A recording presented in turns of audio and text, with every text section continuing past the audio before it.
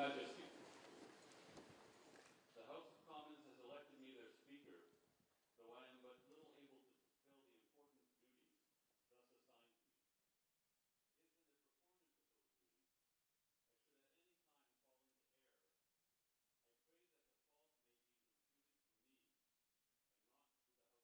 through me, the better to enable them to discharge their duty to their King and country, humbly claim all their undoubted rights and privileges, especially that they may have freedom of speech in their debates, access to your Majesty's person at all seasonable times, and that their proceedings may receive from your Majesty the most favorable construction. Qu'il plaise à votre Majesté. La Chambre des communes m'a élu président, bien que je sois peu capable de remplir les devoirs importants qui me sont par là assignés. Si dans l'exécution de ces devoirs, il ne m'arrive jamais de faire une erreur, je demande que la faute me soit imputée et non aux communes, dont je suis le serviteur et qui, en vue de s'acquitter le mieux possible de leurs devoirs envers le roi et le pays, réclament humblement, par ma voix, la reconnaissance de leurs droits et privilèges incontestables, notamment la liberté de parole dans leurs débats, ainsi que l'accès auprès de la personne de votre Majesté en tout temps convenable, et demande que votre Majesté veuille bien interpréter de la manière la plus favorable leurs délibérations.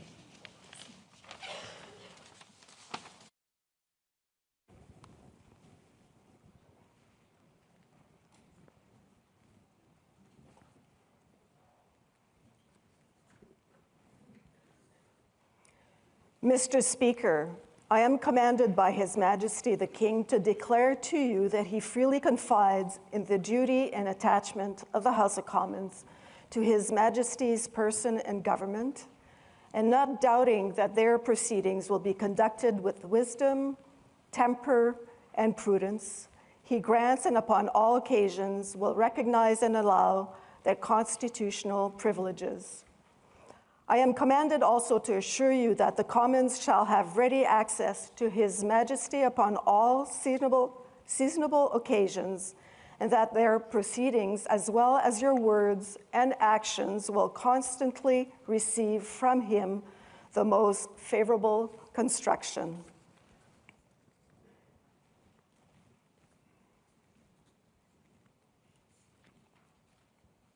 Monsieur le Président, Sa Majesté, le Roi, me charge de vous dire que, ayant pleine confiance dans le loyalisme et l'attachement de la Chambre des communes envers la personne et le gouvernement de Sa Majesté, et ne doutant nullement que ces délibérations seront marquées au coin de la sagesse, de la modération et de la prudence, il lui accorde et en toute occasion saura reconnaître ses privilèges constitutionnels. J'ai également ordre de vous assurer que les communes auront, en toute occasion convenable, libre accès auprès de Sa Majesté et que leurs délibérations, ainsi que vos paroles et vos actes, seront toujours interprétés par lui de la manière la plus favorable.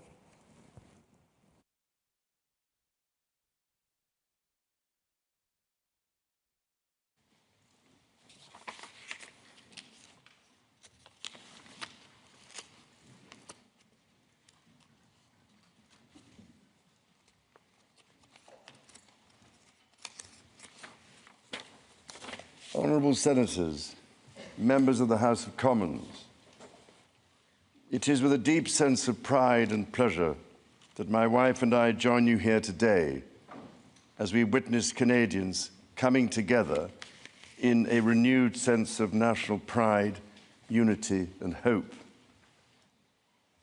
I would like to acknowledge that we are gathered on the unceded territory of the Algonquin and Anishinaabe people. This land acknowledgement is a recognition of shared history as a nation, while continuing to deepen my own understanding. It is my great hope that in each of your communities and collectively as a country, a path is found toward truth and reconciliation in both word and deed. This is my 20th visit to Canada, spread over the course of more than half a century, and my first as sovereign. As I've said before, every time I come to Canada, a little more of Canada seeps into my bloodstream, and from there straight to my heart. I've always had the greatest admiration for Canada's unique identity, which is recognized across the world for bravery and sacrifice in defense of national values and for the diversity and kindness of Canadians. To the First Nations, Inuit and Métis peoples, you have welcomed my family and myself to your traditional lands with great warmth and hospitality, for which I am humbly grateful. This year, we mark the 80th anniversary of VE Day and VJ Day. On Juno Beach, at Dieppe, on the Somme, at Beaumont-Hamel, at Ypres, and on Vimy Ridge. At those places and many others, forever etched into our memories, Canadians fought and died alongside our closest allies. Aujourd'hui, je vois des élus venant d'un bout à l'autre du Canada, de Saint-Jean's à Terre-Neuve et Labrador, de Victoria en Colombie-Britannique et d'Arviat au Nunavut. Je vois des gardiens des droits et libertés garantis par la Charte canadienne. En tant que roi, je tiens à vous remercier de vous mettre au service de vos compatriotes, d'un bout ou l'autre de ce grand et beau pays. You speak for your communities, representing an incredible richness of cultures, languages, and perspectives. We owe it to this generation and those who succeed us to think and act for the greater good of all. While the world faces unprecedented challenges, generating uncertainties across the continents with regards to peace and stability, economics and climate change, your communities have the skills and determination to bring a wealth of solutions. En encourageant la collaboration et en tenant des débats respectueux et constructifs, vous permettrez à ce gouvernement d'agir de façon audacieuse et juste pour le bien des Canadiens et des Canadiennes. It has been nearly 70 years since the Sovereign first opened Parliament. In the time since, Canada has dramatically changed, repatriating its constitution, achieving full independence, and witnessing immense growth. Canada has embraced its British, French, and Indigenous roots and become a bold, ambitious, innovative country that is bilingual, truly multicultural, and committed to reconciliation. The Crown has for so long been a symbol of unity for Canada. It also represents stability and continuity from the past to the present. As it should, it stands proudly as a symbol of Canada today in all her richness and dynamism.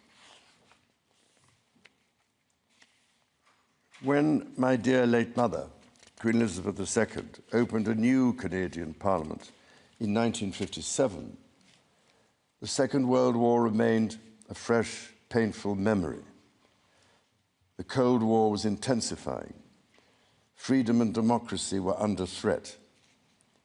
Canada was emerging as a growing economic power and a force for peace in the world.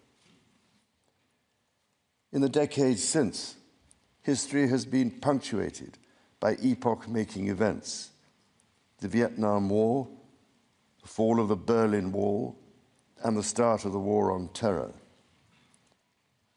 Today, Canada faces another critical moment. Democracy, pluralism, the rule of law, self-determination, and freedom are values which Canadians hold dear, and ones which the government is determined to protect. The system of open global trade that, while not perfect, has helped to deliver prosperity for Canadians for decades, is changing. Canada's relationships with partners are also changing. Il nous faut confronter la réalité. Depuis la Deuxième Guerre mondiale, notre monde n'a jamais été aussi dangereux et instable. Le Canada fait face à des défis qui, dans nos vies, sont sans précédent. Many Canadians are feeling anxious and worried about the drastically changing world around them. Fundamental change is always unsettling. Yet this moment is also an incredible opportunity, an opportunity for renewal, an opportunity to think big and to act bigger, an opportunity for Canada to embark on the largest transformation of its economy since the Second World War. A confident Canada, which has welcomed new Canadians, including from some of the most tragic global conflict zones, can seize this opportunity by recognizing that all Canadians can give themselves far more than any foreign power on any continent can ever take away. And that by staying true to Canadian values, Canada can build new alliances and a new economy that serves all Canadians. The Prime Minister and the President of the United States, for example, have begun defining a new economic and security relationship between Canada and the United States, rooted in mutual respect and founded on common interests, to deliver transformational benefits for both sovereign nations. Simultanément, le gouvernement œuvre à renforcer ses relations avec des partenaires commerciaux et des alliés fiables. Sachons que le Canada possède ce dont notre monde a besoin et défend les valeurs que ce monde respecte. Le Canada est prêt à bâtir une coalition de nations qui partagent ces valeurs, qui croient en la coopération internationale et le libre-échange de biens, de services et d'idées. Dans ce monde nouveau, qui évolue à un rythme frénétique, le Canada tracera la voie à suivre. La démonstration en sera faite dès juin, quand le Canada présidera le sommet du G7. The government is guided by its conviction that the economy is only truly strong when it serves everyone. Many Canadians are struggling to get ahead. The government is responding, reducing middle-class taxes and saving two-income families up to $840 a year. It will cut the GST on homes at or under $1 million for first-time home buyers, delivering savings of up to $50,000. And it will lower the GST on homes between $1 million and $1.5 million. Le gouvernement assurera la pérennité de programmes qui permettent déjà aux familles d'économiser des milliers de dollars par année, notamment ceux pour les garderies et l'assurance médicaments. À ces progrès s'ajoute l'élargissement du régime canadien de soins dentaires, qui sera bientôt accessible à environ 8 millions de Canadiens et de Canadiennes, leur permettant d'économiser plus de 800 dollars par année en moyenne. The government's overarching goal, its core mission, is to build the strongest economy in the G7. That starts with creating one Canadian economy out of 13. Internal barriers to trade and labour mobility cost Canada as much as $200 billion each year. The government will introduce legislation to remove all remaining federal barriers to internal trade and labour mobility by Canada Day. Les premiers ministres de plusieurs provinces et territoires ont déjà pris des mesures pour éliminer les obstacles au commerce intérieur. Le gouvernement va s'appuyer sur ces progrès pour créer, d'ici la fête du Canada, un réel système de libre-échange à travers le pays. Il s'agit d'efforts essentiels pour permettre au Canada de réaliser tout son potentiel économique, mais cela reste insuffisant. To build Canada strong, the government is working closely with provinces, territories, and Indigenous peoples to identify and catalyse projects of national significance. Projects that will connect Canada, that will deepen Canada's ties with the world, and that will create high-paying jobs for generations.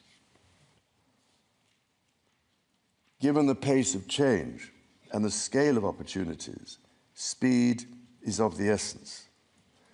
Through the creation of a new major federal project office, the time needed to approve a project will be reduced from 5 years to 2, all while upholding Canada's world-leading environmental standards and its constitutional obligations to Indigenous peoples.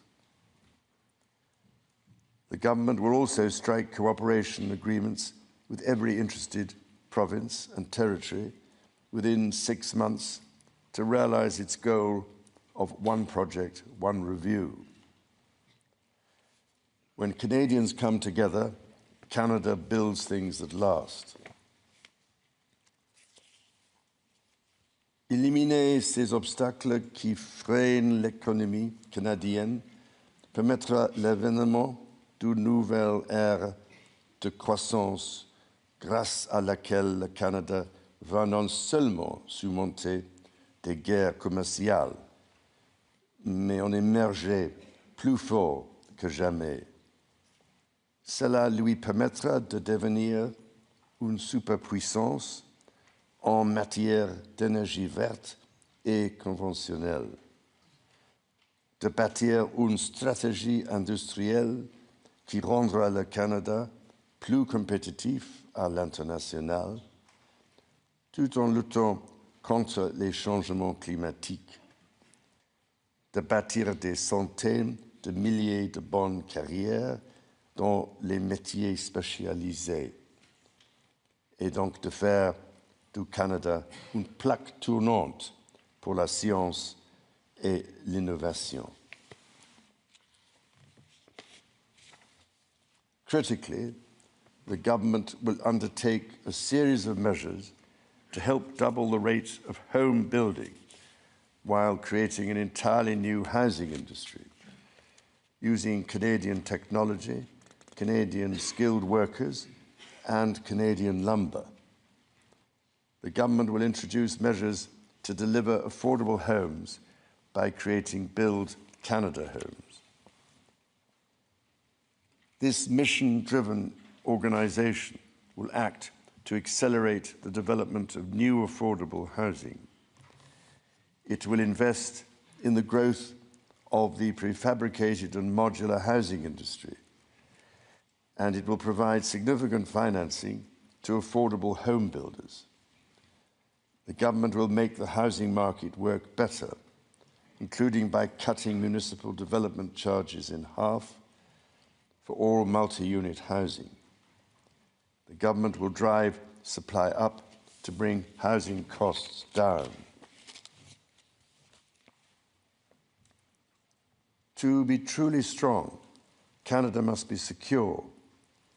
To that end, the government will introduce legislation to enhance security at Canada's borders. Law enforcement and intelligence agencies will have new tools to stop the flow of fentanyl and its precursors. The Canada Border Services Agency will be given new powers to examine goods destined for export, to prevent the transport of illegal and stolen products, including cars. Le gouvernement protégera la souveraineté du Canada en rebâtissant, réarmant et réinvestissant dans les forces armées canadiennes. Il stimulera l'industrie militaire canadienne en prenant part au plan Réarm Europe et contribuera ainsi avec des partenaires européens à la sécurité transatlantique. Et il investira pour renforcer sa présence dans le Nord, alors que cette région, qui est partie intégrante de la nation canadienne, fait face à de nouvelles menaces. The government will discharge its duty to protect Canadians and their sovereign rights from wherever challenges may come at home or abroad. To keep communities safe, the government will hire 1,000 more RCMP personnel. It will change firearms licensing and strengthen enforcement of yellow and red flag laws. Weapons licenses for those convicted of intimate partner violence and those subject to protection orders will be revoked. Through the deployment of scanners, drones, and helicopters, additional personnel, and canine teams, the government will stem the tide of illegal guns and drugs across the border. It will take these steps while protecting the rights of law-abiding gun owners and Indigenous peoples' long-standing hunting traditions. The government will bring a renewed focus on car theft and home invasions by toughening the criminal code to make bail harder to get for repeat offenders charged with committing these crimes, along with human trafficking and drug smuggling. During this time of great change, Canadians are uniting behind what makes Canada unique. La langue française et la culture québécoise sont au cœur de l'identité canadienne. Elles définissent le pays que les Canadiens, les Canadiennes et moi aimons tant. Le Canada est un pays où l'on respecte et célèbre les langues officielles et les langues autochtones.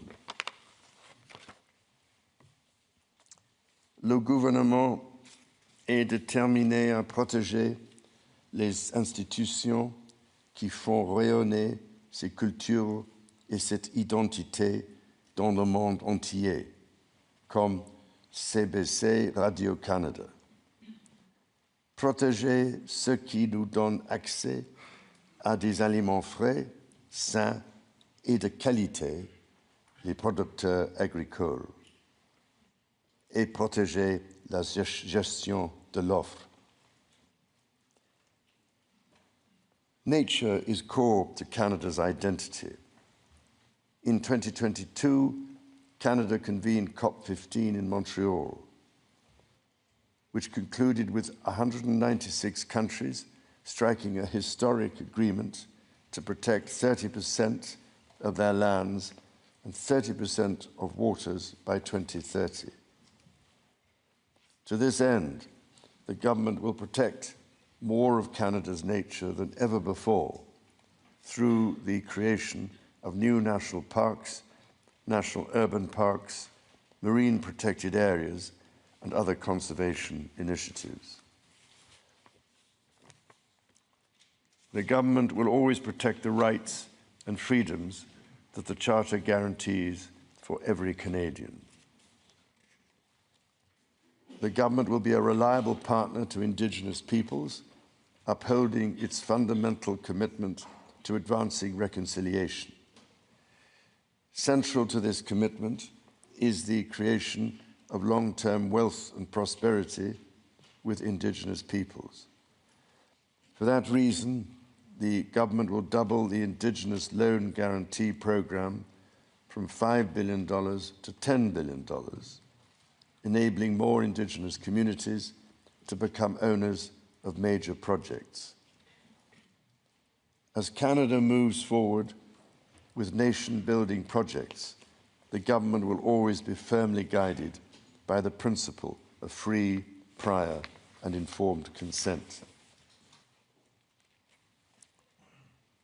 Canada's immigration system has long been a source of pride for Canadians and of dynamism for the economy. The government is dedicated to rebuilding the trust of Canadians in immigration by restoring balance to the system. Le gouvernement instaurera une limite sur le nombre de travailleurs étrangers temporaires et d'étudiants internationaux, établissant un plafond qui, à partir de 2027, sera en deçà de 5% de la population canadienne. Simultanément, il attirera les meilleurs talents dans le monde pour bâtir l'économie.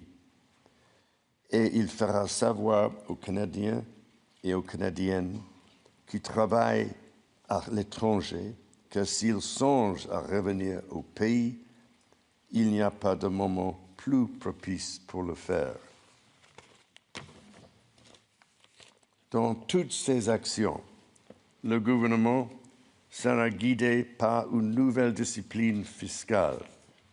Dépenser moins pour que les Canadiens puissent investir plus. Day-to-day government spending, the government's operating budget, has been growing by 9% every year. The government will introduce measures to bring it below 2%. Transfers to provinces, territories, or individuals will be maintained. The government will balance its operating budget over the next 3 years by cutting waste, capping the public service, ending duplication, and deploying technology to improve public sector productivity. In parallel, the government will take a series of measures to catalyze new investment to create better jobs and higher incomes for Canadians. The scale of the government's initiative will match the challenges of our times and the ambitions of Canadians. Honourable Senators, members of the House of Commons, when my dear late mother addressed your predecessors 7 decades ago, she said that in that age and against the backdrop of international affairs, no nation could live unto itself. It is a source of great pride that in the following decades, Canada has continued to set an example to the world in her conduct and values as a force for good. À vous et à l'ensemble du peuple canadien, mon épouse et moi-même adressons nos sincères remerciements pour cet accueil des plus chaleureux. As the anthem reminds us, the true North is indeed strong and free.